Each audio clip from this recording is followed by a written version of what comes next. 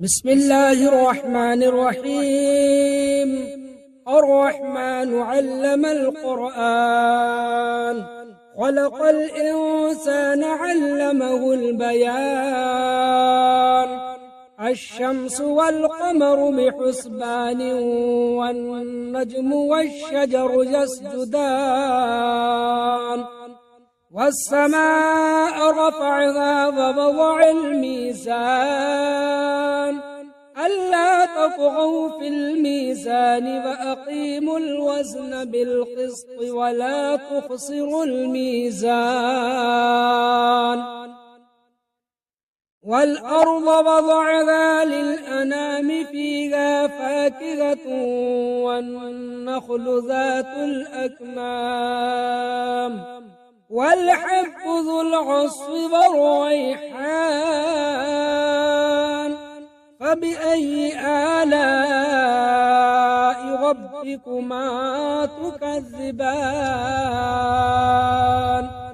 خلق الإنسان من صلصال كالفخار، وخلق الجان من مارج من نار. فبأي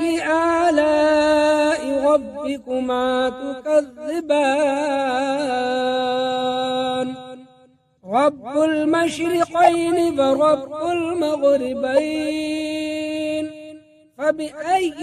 آلاء ربكما تكذبان؟ مرج البحرين يلتقيان، بينهما برزخ لا يبغيان. فبأي آلاء ربكما تكذبان؟ يخرج منهما اللؤلؤ والمرجان، فبأي آلاء ربكما تكذبان؟ وله الجوار المنشآت في البحر كالأعلام، فبأي آلاء ربكما تكذبان؟ كل من عليها فان، ويبقى وجه ربك ذو الجلال والإكرام. فبأي آلاء ربكما تكذبان؟ يسأله من في السماوات والأرض، كل يوم هو في شأن. فبأي آلاء ربكما تكذبان؟ سنفرغ لكم أيها الثقلان، فبأي آلاء ربكما تكذبان؟ يا معشر الجن والإنس إن استطعتم أن تنفذوا من أقطار السماوات والأرض، فانفذوا لا تنفذون إلا بسلطان. فبأي آلاء ربكما تكذبان؟ يرسل عليكما شواظ من نار ونحاس فلا تنتصران. فبأي آلاء ربكما تكذبان؟ فإذا انشقت السماء فكانت وردة كالدهان. فبأي آلاء ربكما تكذبان؟ فيومئذ لا يسأل عن ذنبه إنس ولا جان فبأي آلاء ربكما تكذبان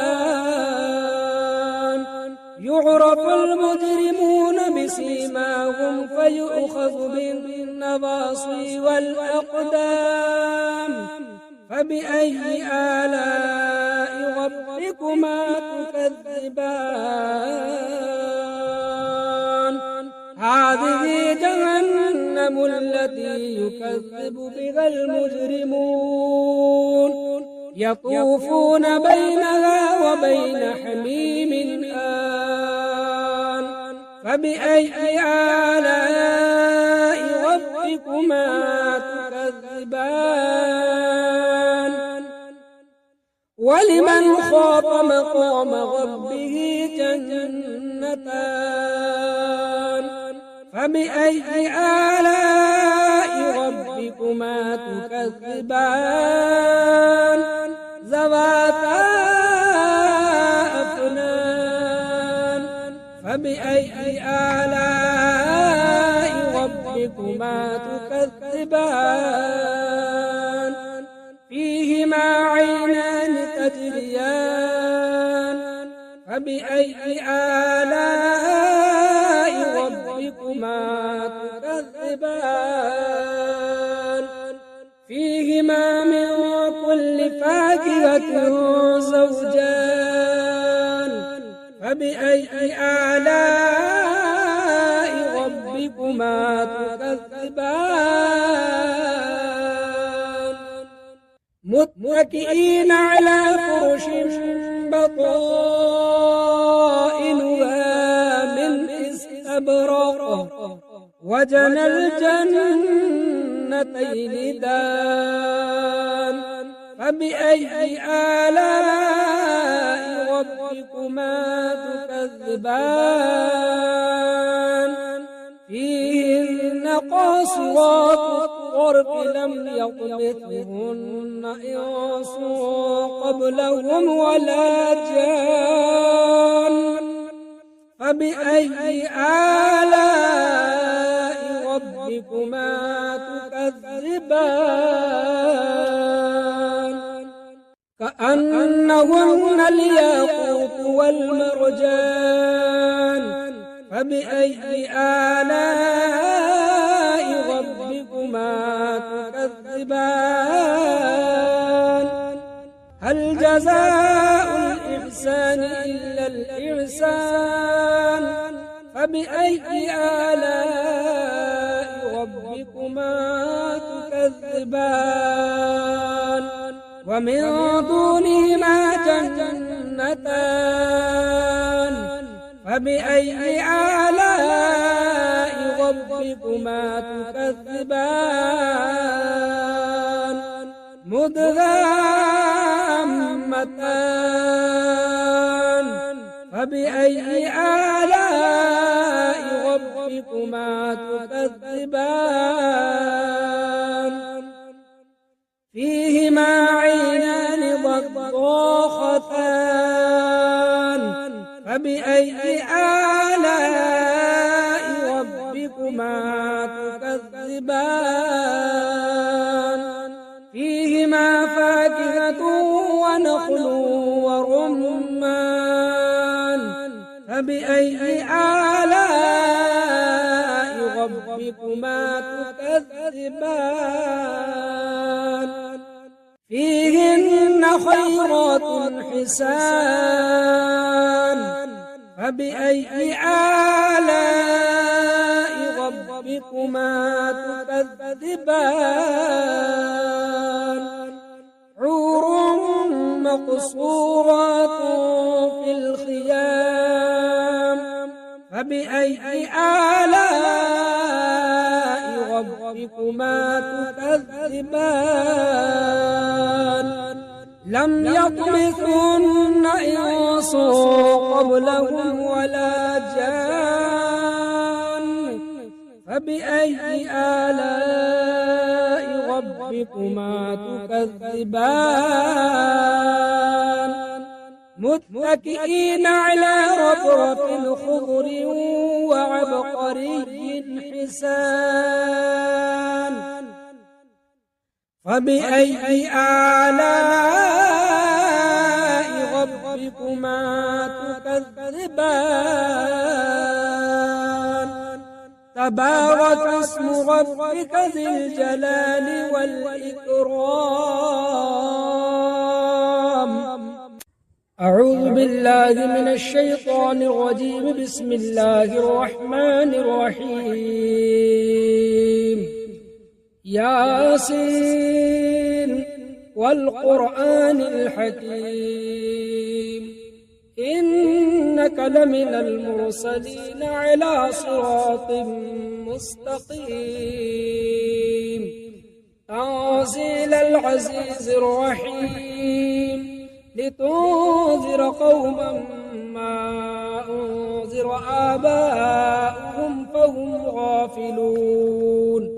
لقد حق القول على أكثرهم فهم لا يؤمنون إنا جعلنا في أعناقهم أغلالا فهي إلى الأذقان فهم مقمحون وجعلنا من بين أيديهم سدا ومن خلفهم سدا فأغشيناهم فهم لا يبصرون وسواء عليهم أأنذرتهم أم لم تنذرهم لا يؤمنون إنما تنذر من اتبع الذكر فخشي الرحمن بالغيب فبشره بمغفرة وأجر كريم إنا نحن نحيي الموتى ونكتب ما قدموا وآثارهم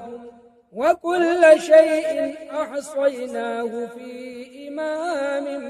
مبين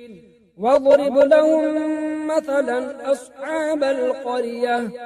إذ جاءها المرسلون إذ أرسلنا إليهم اثنين فكذبوهما فعززنا بثالث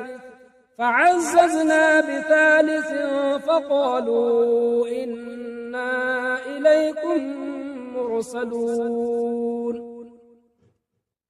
قالوا ما أنتم إلا بشر مثلنا وما أنزل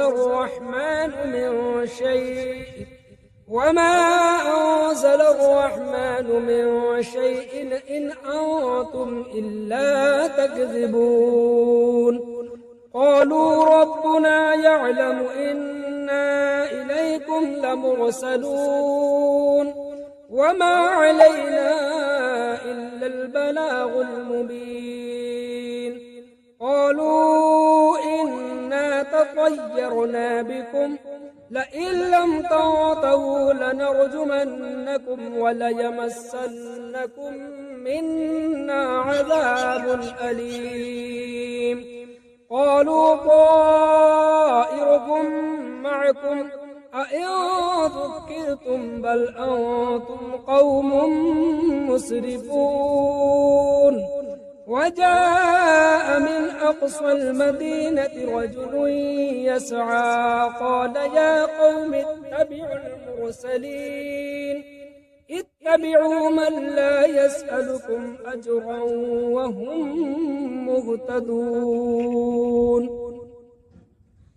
وما لي لا أعبد الذي فطرني وإليه ترجعون أأتخذ من دونه آلهة إن يردني الرحمن بضر لا تغن عني شفاعتهم شيئا ولا ينقذون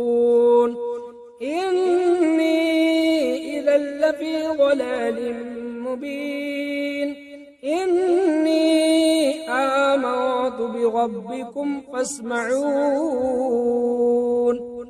قيل ادخل الجنة قال يا ليت قومي يعلمون بما غفر لي ربي وجعلني من المكرمين وما أنزلنا على قومه من بعده من جند من السماء وما كنا منزلين إن كانت إلا صيحة واحدة فإذا هم خامدون يا حسرة على العباد ما يأتيهم من رسول إلا كانوا به يستهزئون ألم يروا كم أهلكنا قبلهم من القرون أنهم إليهم لا يرجعون وإن كل لما جميع لدينا محضرون وآية لهم الأرض الميتة أحييناها فأخرجنا منها حبا فمنه يأكلون وجعلنا فيها جنات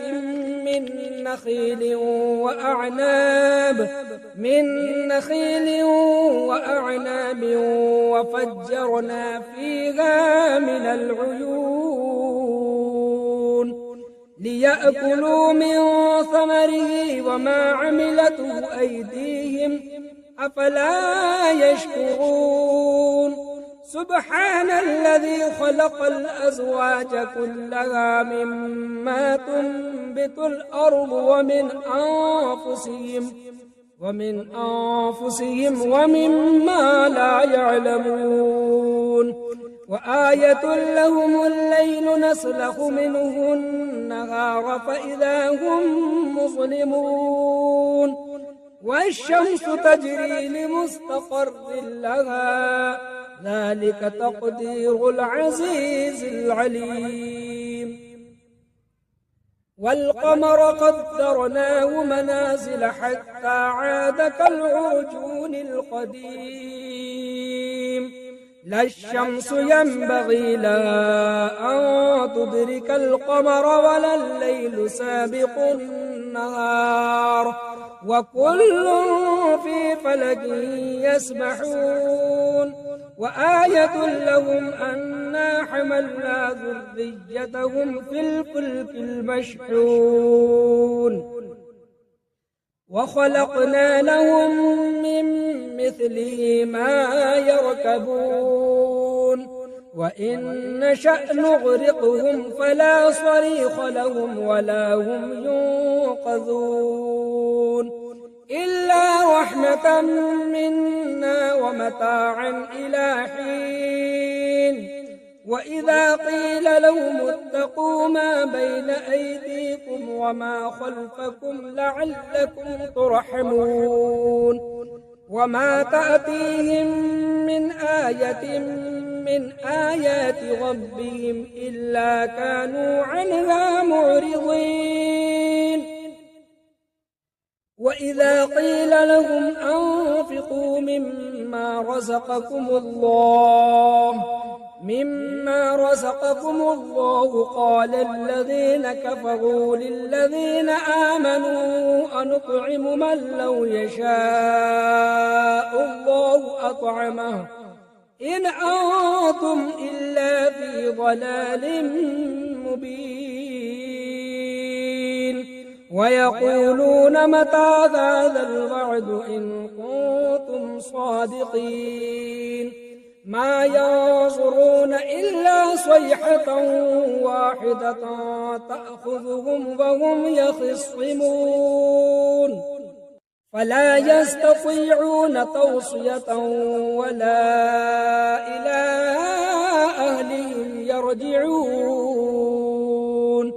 ونفخ في الصور فإذا هم من الأجداث إلى ربهم ينسلون قالوا يا ويلنا من بعثنا من مرقدنا هذا ما وعد الرحمن وصدق المرسلون إن كانت إلا صيحة واحدة فإذا هم جميع لدينا محضرون فاليوم لا تظلم نفس شيئا ولا تجزون إلا ما كنتم تعملون إن أصحاب الجنة اليوم في شغل فاكهون هم وأزواجهم في ظلال على الأرائك متكئون لهم فيها فاكهة ولهم ما يدعون سلام قولا من رب رحيم وامتازوا اليوم أيها المجرمون ألم أعهد إليكم يا بني آدم ألا تعبدوا الشيطان إنه لكم عدو مبين وأن اعبدوني هذا صراط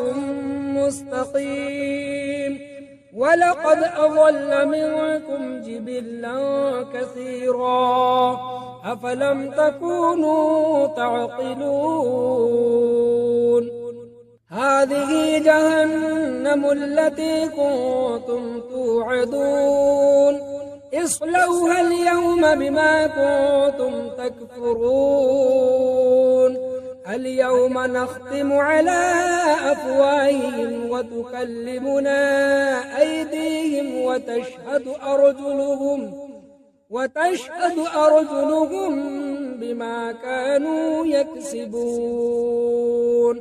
ولو نشاء لطمسنا على أعينهم فاستبقوا الصراط فأنى يبصرون ولو نشاء لمسخناهم على مكانتهم فما استطاعوا مضيا ولا يرجعون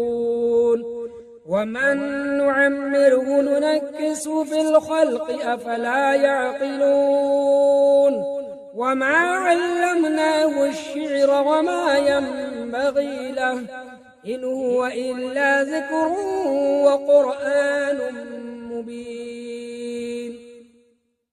لينذر من كان حيا ويحق القول على الكافرين أولم يروا أنا خلقنا لهم مما عملت أيدينا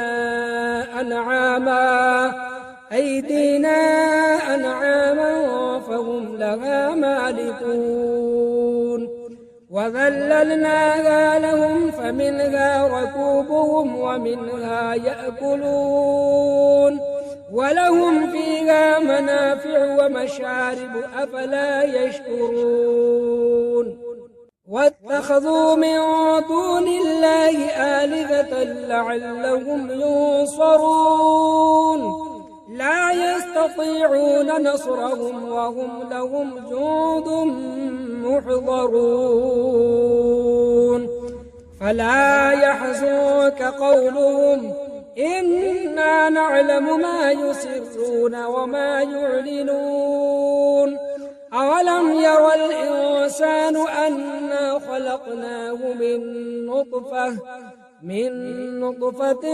فإذا هو خصيم مبين وضرب لنا مثلا ونسي خلقه قال من يحيي العظام وهي رميم قل يحييها الذي أنشأها أول مرة وهو بكل خلق عليم الذي جعل لكم من الشجر الأخضر نارا فإذا أنتم منه توقدون أوليس الذي خلق السماوات والأرض بقادر على أن يخلق مثلهم بلى وهو الخلاق العليم إنما أمره إذا أراد شيئا إذا أراد شيئا أن يقول له كن فيكون فسبحان الذي بيده ملكوت كل شيء وإليه ترجعون